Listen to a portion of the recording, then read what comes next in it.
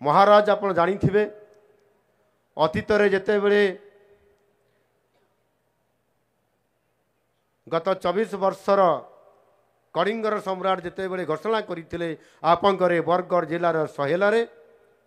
चाषींकर पाई से कहिथिले पर क्विंटाल रे 100 टंका बोनस देबे बोली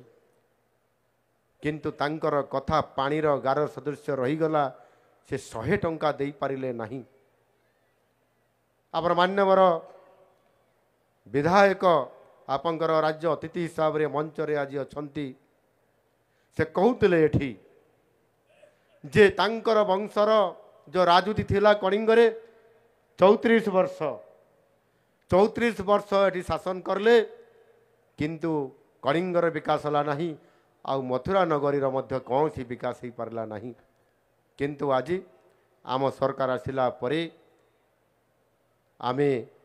चाषींकर पाई अनेक जुगान्तकारी पदक्षेप नहींचु आउ सेथिपाई आज एठी चाषी आज तांकु आमे इनपुट असिस्टेंट हिसाब रे 800 टंका जदि ये बरगढ़ एक चाषी अंचल एठिकार चाषी खरीफ ऋतु रे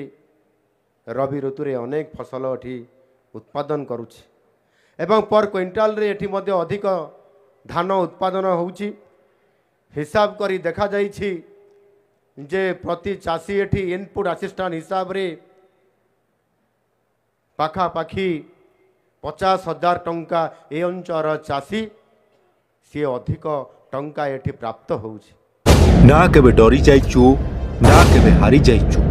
प्रति मुहूर्त रे देखैचु देश विदेश रो टिकिनिकी खबर पछर सत्यता खबर विश्लेषण सबकिछि को कैद करिचु आम कैमेरा माध्यम रे ना एडिटिंग को करुचु अतिरंजित खबर को करुचु अतिरंजित जहा सत्य ताहा ही देखौचु आपण को भल पाइबा आमको आउ पादे आगो को बढ़िबा को जोगाउची साहस 24 घंटा खबर को रखिथाउ आमरी नजर रे केवल आपण को प्रिय सत्य खबर ओडिया रे।